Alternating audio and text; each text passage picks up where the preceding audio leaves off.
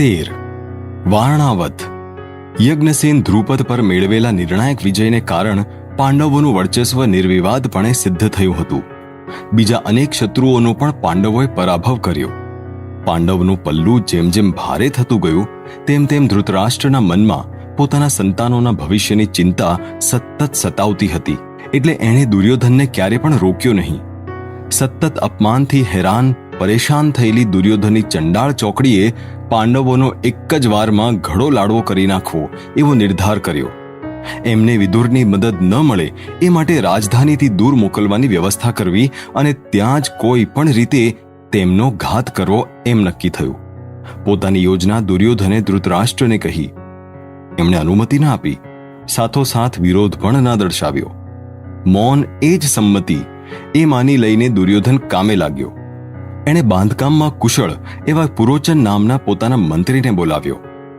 વારણાવત નગરીમાં અભેદ્ય કોટની અંદર કેવળ એક જ પ્રવેશ દ્વારવાળો, દેખાવમાં અતિશય ભવ્ય અને આકર્ષક, સર્વ સુખ સગવડયુક્ત એવો મહાલય બાંધવાનું કહ્યું.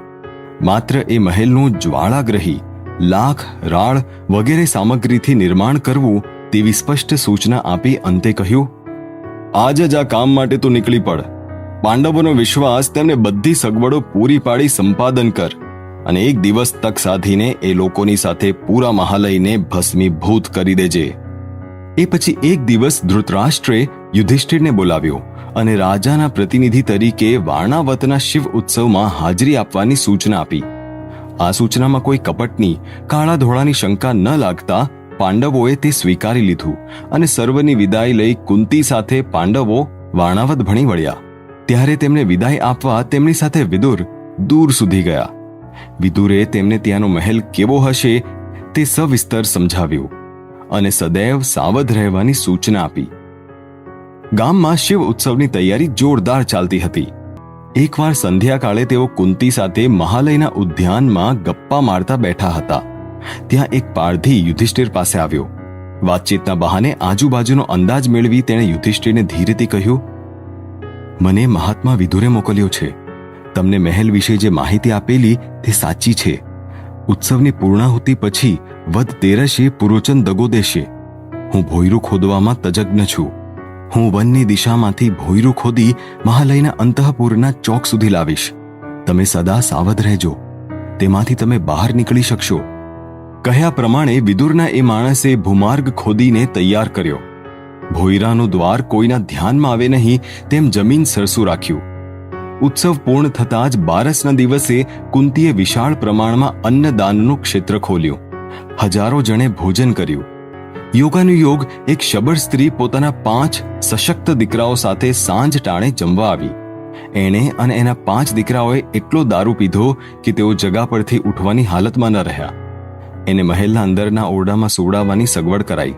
એ દિવસે કેટલાક લોકોએ પુરોચનને પણ આગ્રહ કરી ભરપૂર દારૂ પીવડાવ્યો કે તે પણ બેહોશ થઈ ગયો. રાત્રિનો બીજો પ્રહર થયો. સઘળું વાતાવરણ શાંત થઈ ગયું. પુરોચન બારણા પાસેના ઓરડામાં ઘોળતો હતો. ભોયરાનો દરવાજો ખોલી ભીમ સિવાય સર્વ પાંડવો કુંતીને લઈને વનની દિશામાં નીકળ્યા. તે બધા ભોયરાના બીજા છેડે પહોંચ્યા હશે એમ અંદાજ લગાડી ભીમ પહેલા પુરોચનના ઓરડાને ચારે કોરથી આગ લગાડી અને પછી સંપૂર્ણ મહેલને પણ બધી બાજુથી પલીતો ચાંપ્યો. જ્વલનશીલ પદાર્થથી બનાવેલ એ ઇમારત ધડ સળગી ઉઠી. મહાલય બરોબર સળગી ઉઠતા જ ભીમ પણ ભોયરામાં ઉતરી ભાગી છૂટ્યો. તે થોડીક વારમાં પોતાના ભાઈઓને આંબી ગયો. કુંતીને ઉચકીને તેણે ખભા પર બેસાડી. બધા જ આગળથી ઠરાવ્યા મુજબના માર્ગે ગંગાની દિશા ભણી ચાલવા માંડ્યા. લાંબા સમય સુધી દોડતી ચાલે આગળ વધ્યા પછી તેઓ ગંગા કાંઠે પહોંચ્યા. કુંતી સાથે પાંડવો નૌકામાં બેઠા અને સડ ચઢાવી નાવ હંકારવામાં આવી. રાત્રિભર વેગથી પ્રવાસ કરી સૂર્યોદય સમયે ખૂબ દૂરના પ્રદેશમાં નાવ કાંઠે લાંગરી એક પણ શબ્દની આપ લે ન કરતા પાંડવો ઝડપથી અરણ્ય ભણી ચાલવા લાગ્યા. નાવ પાછી ફરી. આ બાજુ ધડાધડ સળગતા મહાલયે વારણાવતવાસીઓની નિંદર ઉડાવી દીધી. આગ બુઝાવવા માટે પૂરું નગર ઉમટ્યું, પણ આગ એટલી ભયંકર ભડકતી હતી કે પાસે જવું કોઈની માટે શક્ય નહોતું. બધી જનતા હેબતાઈને દુઃખી થઈ ગઈ. 4-5 દિવસે આગનું જોર ઓછું થયું ત્યારે ભોયરું બાંધનાર વિદુરનો માણસ બળતા મહેલમાં ઘૂસ્યો. આગ બુઝાવતા બુઝાવતા જ ચપળતાથી તેણે ભોંયરું પૂરી દીધું.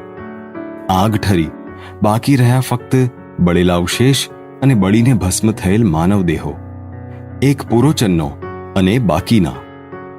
બધાને થયું કે કુંતી અને પાંડવો આગમાં જલીને ભસ્મ થઈ ગયા.